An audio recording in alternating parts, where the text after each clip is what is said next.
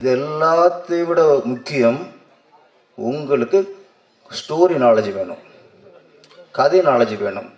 கதை தான் உங்களை ஒரு நீண்ட காலம் உங்களை சினிமாவில் வைக்கும். இப்போ அது இல்லை. ஒரு காலத்தில் ப்ரொடியூசர் கதை கேட்டார், அந்த கதை நல்லா இருந்துச்சுன்னா இந்த கதைக்கு இந்த ஹீரோ சரியாக இருப்பார் அப்படின்னா அந்த ஹீரோட்ட போய் கதை சொல்லி அப்படி போய்க்கிருச்சு. இப்போது ஹீரோக்கள் தான் நிறைய கதையில் தீர்மானிக்கிற பொசிஷனில் இருக்கும்போது கதாநாயகர்களுக்கு கதை நாலேஜ் வேணும். Thank you sir. சார் நான் மட்டும் நிச்சயம் வேணாம்.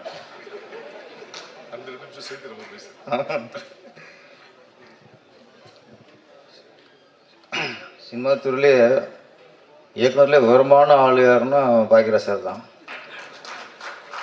ஆனால் இன்னைக்கு விவரமான ஆள் யாருன்னா இயக்குனர் செல்வமணி சார், இயக்குனர் உதயகுமார் சார். ஃபஸ்ட்டு பேசிட்டாங்க, அவங்களுக்கு தெரிஞ்சு போச்சு கமலா தேட்டரில் என்ன கிளைமேக்ஸ் வரும்ட்டு. அனைவருக்கும் வணக்கம். நம்ம ஆர்டி உதயகுமார் சார், நான் தமிழ்நாடு திரைப்பட இயக்குனர் சங்க தலைவரும் தான் இது வரைக்கும் நினச்சிருக்கேன். இன்னைக்கு தான் தெரிஞ்சது அபிராமி ரசிகர் மன்ற தலைவர்னு. குணா படத்தில் கமல்ஹாசன் கூட இத்தனோட அபிராமி சொன்னதில்லை. ஒரு படம் மிஸ் ஆகி போச்சுன்னா எவ்வளோ ஏக்கம், எவ்வளோ புலம்பல். மேடம் சீக்கிரம் படம் ஆரம்பிக்க போகிறாரு, கண்டிப்பாக நீங்கள் இருப்பீங்க. அப்போ தான் அவருக்கு சினிமாவுக்கு வந்த திருப்தி ஆகும் அவருக்கு. இல்லைன்னா எத்தனை ஹிட்டு கொடுத்தாலும் சில ஃபீல் வந்து அந்த ஹிட்டு கொடுத்தது நிறைவு வராது. சீக்கிரம் முடிக்கணுமா? Okay sir, okay sir. நான் இப்போ ஃபங்க்ஷனுக்கு வந்தவுடனே இந்த ஹீரோனி பேர்லாம் கொஞ்சம் விசாரிச்சு வச்சுக்குவேன். ஏன்னா பேசும்போது வாழ்த்து பேசணும்ல. ஆனால் இன்னைக்கு அந்த வேலையும் ஆர்கே செல்வம் சார் அடிச்சுட்டு போயிட்டார். நானே கேட்கல, அவர் கேட்டு வச்சுருக்காரு குஷிதா கதாநாயகி பேருன்ட்டு. நிறைய பேரை நம்ம வேலையை குறைச்சிட்டாங்க இன்னைக்கு. இந்த ஃபங்க்ஷனில் ரொம்ப சந்தோஷமாக ஃபீல் பண்ணுறது என்னென்னா நட்பு. உங்கள் தயாரிப்பாளருக்கு நான் ரொம்ப ரொம்ப நன்றி சொல்கிறேன்.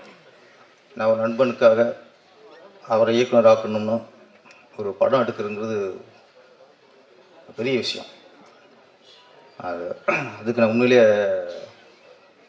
புருஷரை பாராட்டுறேன். அதே மாதிரி ஒரு நட்புக்காக அவர் படம் எடுத்தாலும் நம்ம டைரக்டர் வந்து கதைக்காக படம் பண்ணியிருக்கார். அது ட்ரெயிலில் பக்கமும் தெரிஞ்சு போச்சு. கண்டென்ட் கேட்டேன், இப்போ உள்ள சமூகத்துக்கு தேவையான படம். இயக்குனர் சிந்திப்பாங்க,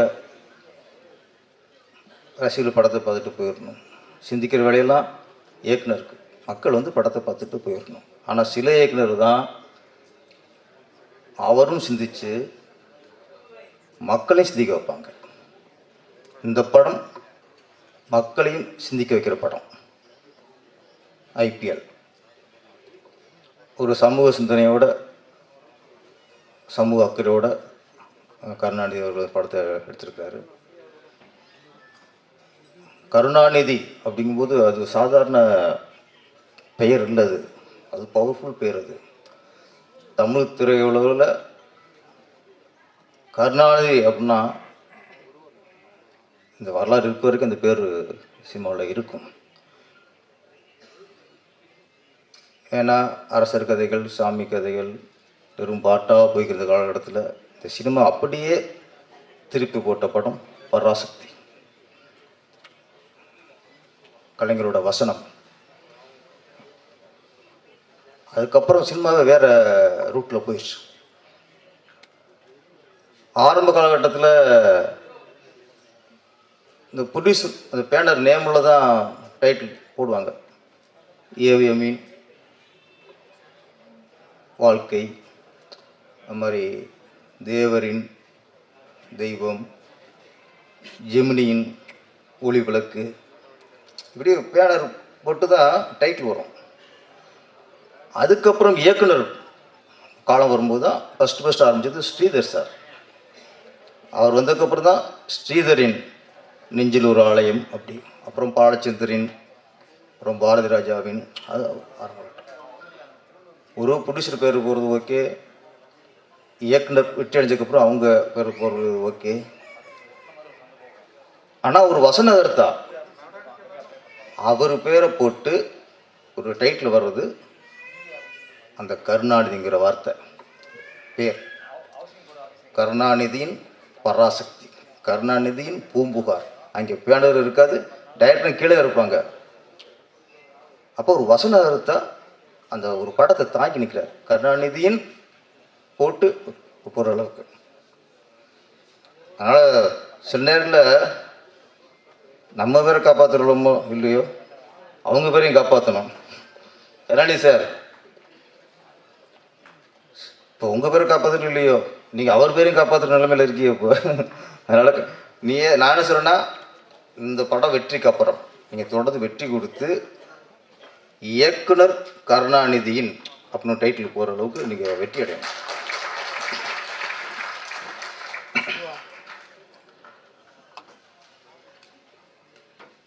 இந்த இது பார்க்கும்போது சந்தோஷம். ஏன்னா டைரக்டர் பை கருணாநிதி. சமீபத்தில் ரொம்ப ஒரு வேதனான விஷயம், ரொம்ப வருத்தப்பட வேண்டிய விஷயம் என்னென்னா, நிறைய விளம்பரங்களை பார்த்தேன் சார். படம் தூங்கும்போது அந்த தயாரிப்பாளரும் இயக்குனரும் நல்லா நட்பாக கட்டி பிடிச்சி மாலையை மாற்றிக்கிட்டு மணப்பெண் மாதிரி இது அவ மாலையை போட இது மாலையை போட அப்பெல்லாம் கட்டி பிடிப்பாங்க. படம் முடியும் போது அது இல்லை. பெரும்பாலான படத்துக்கு நான் சொல்கிறேன், நிறைய ஆடைகள் அஞ்சு போயிருக்கோம். திடீர்னு உதயகுமார் சார் யார் இயக்குனர்ப்பா, இயக்குனர் வந்திருக்க மாட்டார், கூப்பிட்டுருக்க மாட்டாங்க. அப்போ பிடிச்சி ஒரு பிரச்சனை வரும்போது இயக்குனரே அவாய்ட் பண்ணிடுறாங்க. என்னன்னா, நிறைய விளம்பரங்களை பார்த்ததில்ல, ஒரு 4-5 படம் அந்த டைட்டில் கீழே இப்போ இதில் இருக்கிற கருணாநிதின்ட்டு போல்டாக இருக்கும், பிடிச்சிட்டு பேரும் போல்டாக இருக்கும். மற்ற அந்த பிஆர்ஓ ஸ்டில்ஸு இதெல்லாம் ஒரு லெவலில் இருக்கும். ஒரு 4-5 படத்தில் இயக்குனர் பேர் அந்த பிஆர்ஓ ஸ்டில்ஸ் அந்த இதுலேயே சேர்த்தம் போடுறாங்க. அதுக்கான இடம் இல்லை, பழகப்படுத்துகிறாங்க. அப்போ இயக்குனருக்கும் தயாரிப்பாளருக்கும் ஏதாவது பிரச்சனைங்கும் போது அவங்க கடைசியாக இந்த விளம்பரத்துலையும் இதில் தான் அவர் பழி வாங்குறாங்க. அது இருக்கக்கூடாது. 1000 பிரச்சனை இருக்கலாம், இயக்குனருக்கும் பிடிச்சிருக்கும் 1000 பிரச்சனை இருக்கலாம். ஆனால் இயக்குனருக்கான இடத்த கொடுத்தா தான் அந்த படத்துக்கு மதிப்பு. நீங்கள் இயக்குனர் பேர் இட்டுடி பண்ணிங்கன்னா அது படத்துக்கே மதிப்பெல்லாம் போயிடும். பார்க்குறவங்களுக்கு அது இயக்குனருக்கான இடத்துல இயக்குனர் பேர் இருக்கணும். நீங்கள் உங்கள் பிரச்சனைக்கும் போது இயக்குனர் பேரை போடாமல் விட்டுருங்க, இல்லைன்னா சின்னதாக போட்டு விட்டுருங்க. அது தப்பு. அது வந்து ஒரு படைப்பை நீங்கள் பலவீனப்படுத்தாதீங்க. நீங்கள் இயக்குனர் தனிப்பட்ட விஷயத்தில் நீ சம்பளம் கொடுக்காம இருங்க, மற்ற வேணும் பண்ணுங்க. நீங்கள் அந்த விளம்பர படைப்புங்கிறது அதுக்கானது கொடுக்கணும். இப்போ அப்பா பையனுக்கு பிரச்சனை, பையன் இனிஷியல் மாற்ற முடியுமா? 1000 தான் பிரச்சனை இருந்தாலும் அந்த பையன் இனிஷியல் அப்போ தான் போட முடியும், இன்னொரு பேர் இப்போ போட முடியாது. அது மாதிரி ப்ரொடியூசருக்கும் இயக்குனருக்கும் 1000 பிரச்சனை இருந்தாலும் அந்த விளம்பரத்தில் இயக்குனருக்கான இடத்த கொடுக்கணும். கருணாநிதி ஓவலாக இருக்குது சார் உங்கள் டிசைனில். நான் 2-3 நிமிஷத்தில் மிஸ் பண்ணிட்டேன், இங்கே பார்க்கும்போது சந்தோஷமாக இருக்குது. அப்போ தயாரிப்பாளருக்கும் இயக்குனருக்குமான நட்பு சந்தோஷம் இன்றைக்கி நீடிச்சுக்கிறது, அது எப்பவும் நீடிக்கணும். நம்ம கிஷோர் சார் வந்து ஒரு படத்தில் நடிக்கிறாருன்னு சொன்னாலே அந்த படம் நல்ல கதைன்னு சொன்ன படமாக தான் இருக்கும். ஆனால் எல்லா படத்தையும் ஒத்துக்கிறது இல்லை. கதையை கேட்டு அவருக்கு சரியாக இருந்தால் தான் ஒத்துக்குவார். கிஷோர் நடிக்கிறதுனால கதை நல்லா இருக்குது அப்படிங்கிற ஒரு நம்பிக்கை. அப்புறம் பாக்கியராஜ் சார் வந்து இவ்வளோ பேசிக்கிட்டு இருந்தோம், மியூசிக் தான் இங்கே இருந்தார். அவர் கொஞ்சம் ஆதங்கப்பட்டார்.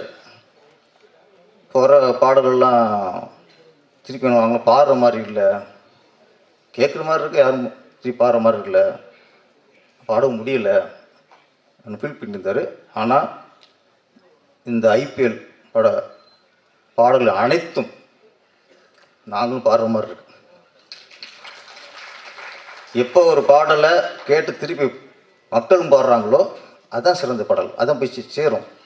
வார்த்தையில் மடக்கி மடக்கி மடக்கி சிலதெல்லாம் பாவம், இந்த கார்த்திக் சார் இருக்கார், மோகன் சார், கவிஞர்கள்லாம் பாவம் சில இடத்துல கொடுத்து வார்த்தையை மடக்கி இது பண்ணிவிட்றாங்க. இதில் தெளிவாக இருக்குது. எனக்கு அது பிடிச்ச பாடல் இன்னொன்று ரொம்ப நாளைக்கு அப்புறம் ஒரு கருத்துள்ள பாடல். அப்போ அப்போ இப்போ இப்போ வச்சு செஞ்சுட்டாங்க. இப்போ ஏன்னா அப்போது கலைவாணர் என்எஸ் கிருஷ்ணன் அவர் படத்தில் இந்த மாதிரி அப்பப்போ நாட்டு நடப்பை பற்றி சில பாடல் போடுவார். இப்போ அந்த காலத்துலேயே இப்போ சங்கீதம் அது மாதிரி இப்போ பாட்டே வந்ததில்லை. இப்போ சரியாக இருக்குது சார். ஒரு பெண்கள் அப்போ எப்படி இருக்காங்க, இப்போ எப்படி இருக்காங்க சொல்லி ஆகணும். யாரும் சொல்கிறது எல்லாருமே அப்படியே போயிருந்தால் ஒரு கலாச்சாரத்தையும் பண்பாடையும் சில நேரங்களில் கதையிலையும் பதிவு பண்ணணும், பாடலையும் பதிவு பண்ணணும். அது நல்ல கலைஞனுக்கு அழகு, ஒரு நல்ல கவிஞனுக்கு அழகு, நல்ல இசையமைப்பாளருக்கு அழகு. அந்த ஒரு பாடல் சமூக அக்கறையை கட்டுது. அதுக்கு இந்த மியூசிக் டைரக்டருக்கு, அஸ்வினுக்கு, பாடலாசிரியர் எல்லாருக்குமே என்னுடைய வாழ்த்துக்கள். டிடிஎஃப் வாசன் கதாநாயகன், நானும் செல்வமணி சார் கூட தான் ட்ரெய்லர் பார்த்தோம், பாட்டெலாம் பார்த்தோம். எங்கிட்டையும் கேட்டார், சார் எப்படி சார் இருக்குது, அதை டெவலப் பண்ணிக்கணுமா சார், நான் என்ன சார் பண்ணணும் அப்படி ரொம்ப கேட்டார். நீங்கள் ஒன்றுமே பண்ண வேணாம், அவ்வளோதான் சொன்ன மாதிரி. கொஞ்சம் இந்த பைக் ரேஸு இதெல்லாம் நீங்கள் குறைச்சிக்கணும். ஏன்னா உங்களை நம்பி நீங்கள் பணம் போடுவாங்க, ப்ரொடியூசர்ஸ் கோடிக்கணக்கில் போடுவாங்க. அப்போ நீ சினிமாவில் நடிக்க வந்ததுக்கப்புறம் அந்த மாதிரி விளையாட்டுகள் கொஞ்சம் குறைச்சிக்கணும். ஏன்னா நம்மளை நம்பி ப்ரொடியூசர் ஒரு மூலதனம் போடும்போது, கோடிக்கணக்கில் போடும்போது அதுக்கு நம்ம முழுக்க அதுக்கு பொறுப்பாக இருக்கணும். அதை விட முக்கியமான ஒன்று எப்படின்னா, இப்போ உள்ள வர ஹீரோக்களுக்கு இந்த படம் ஹிட் ஆயிரும், இதுக்கப்புறம் நீங்கள் மார்க்கெட்டுக்கு வந்து பெரிய மார்க்கெட்டுக்கு வந்துடுவீங்க, அது கன்ஃபார்ம். சில படங்கள் நம்மளுக்கு எல்லாருக்கும், இப்போ உங்களுக்கு சரி, சினிமாக்காரங்களுக்கு எல்லாருக்குமே ஒரு புது ஹீரோ ஜெயிக்கணும், சின்ன ஹீரோக்கள் படம் ஜெயிக்கணும், எல்லாம் சந்தோஷம் இருக்கும். ஜெயிக்கும்போது எல்லாம் சந்தோஷம் தான், நம்ம சந்தோஷப்படுறோம். ஆனால் ஒரு படம் ஜெயித்த உடனே டக்குனு சம்பளம் எகிரிடுது.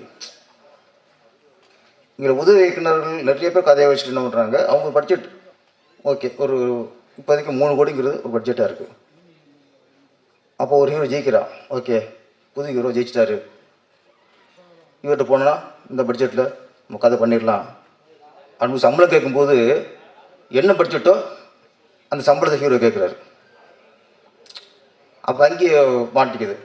படிப்படியாக சம்பளத்தை கூட்டிக்கணும். இன்னும் ஒன்று முக்கியமான எப்படின்னா, ஹீரோக்கள் நீங்கள் என்ன பண்ணுறீங்க, ஜெயித்த உடனே தனியாக ஒரு பிஆர்ஓ வைக்கிறீங்க, தனியாக ஒரு மேனேஜர் வைக்கிறீங்க, அப்புறம் உங்களுக்காக பர்சனலாக மேக்கப் மேன், பர்சனலாக காஸ்டியூமர், ஃபைட்டு கற்றுக்கிறீங்க, டான்ஸ் கற்றுக்கிறீங்க. இது எல்லாத்தையும் விட முக்கியம் உங்களுக்கு ஸ்டோரி நாலேஜ் வேணும், கதை நாலேஜ் வேணும். கதை தான் உங்களை ஒரு நீண்ட காலம் உங்களை சினிமாவில் வைக்கும். இப்போ அது இல்லை. ஒரு காலத்தில் ப்ரொடியூசர் கதை கேட்டார், அந்த கதை நல்லா இருந்துச்சுன்னா இந்த கதைக்கு இந்த ஹீரோ சரியாக இருப்பார் அப்படின்னு அந்த ஹீரோட்ட போய் கதை சொல்லி அப்படி போய்க்கிருச்சு. இப்போது ஹீரோக்கள் தான் நிறைய கதையில் தீர்மானிக்கிற பொசிஷனில் இருக்கும்போது கதாநாயகர்களுக்கு கதை நாலேஜ் வேணும். இல்லையா ஒன்றும் பிரச்சனை இல்லை, காஸ்டியூம் வைக்கிற மாதிரி, பெருசில் மேக்கப் பண்ண வைக்கிற மாதிரி, பெருசில் பிஆர்ஓ வைக்கிற மாதிரி கதை கேட்கறதுக்கு ஒரு ஆள் வைங்க சார். அது பெரிய செலவு ஆக போகிறது இல்லை சார், ஒன்றுமே இல்லை சார். நீங்கள் நல்ல கதை ஞானம் உள்ளவங்க எத்தனை சினிமாவில் இருக்காங்க, எத்தனை கதாசிரியர் இருக்காங்க, உலக சினிமா தெரிஞ்ச எத்தனை பேர் இங்கே கதாசிரியர் இயக்குனர் இங்கே இருக்காங்க. நீங்கள் மற்றதுக்கெல்லாம் பிரச்சனை ஆள் வைக்கும்போது ஒரு படைப்பு, நீங்கள் நடிக்கிற படம் பெரிய ஹிட் ஆகணும், தொடர்ந்து நீ சினிமாவில் இருக்கணும். அப்படிங்கும்போது கதை கேட்கறதுக்குன்னு கூட நல்ல ஆளை வச்சுக்கோங்க. தேவைப்படுதா இயக்கம் சக்கத்துக்கு வாங்க, இந்த தலைவர் இருக்கார், 1000 பேர் இருக்காங்க சார் ஸ்டோரி நாலேஜ் உள்ளவங்க எங்கள் கூட. நீங்கள் அதை தேர்ந்தெடுங்க, ஒரு ஆளை கூட வச்சுங்க. புதுசாக வர கதாநாயகர்கள். ஏன்னா ஒரு 10-15 படம் பண்ணதுக்கப்புறம் அவங்களுக்கு ஒரு கதை நாலேஜ் வந்துடும், அவங்க கதை கேட்கலாம். புதுசாக ஒரு 2 படம் ஜெயிச்ச உடனே நீங்கள் வேறு மாதிரி போயிருங்க. அப்போ புதுசாக வர கதாநாயகர்கள் தயவுசெய்து ஸ்டோரி கேட்குறதுக்குன்னு நீங்கள் ஆளை வச்சுக்கோங்க. உங்களுக்கு வெற்றி நிரந்தரமாக இருக்கும். இந்த ஐபிஎல் படம் மிகப்பெரிய வெற்றி அடைய வேண்டும். அஸ்வின் சாங்ஸ்லாம் சூப்பர், பாடலாசிரியர் உங்கள் வரிகளெல்லாம் சூப்பர், ஆர்ட் டைரக்டர் சின்ன சொல்லுவாங்கள்ல, தோற்றத்தை வச்சுலாம் யாரும் கணக்கு விட முடியாது, திறமை தான் இங்கே முக்கியம், இங்கே தோற்றமே முக்கியம் இல்லை. இந்த குழு மிகப்பெரிய வெற்றி அடைந்து தொடர்ந்து நீங்கள் நட்புக்காக எடுத்தீங்க, நீ தொடர்ந்து சினிமாவுக்காக தொடர்ந்து படம் எடுங்க. நன்றி, வணக்கம்.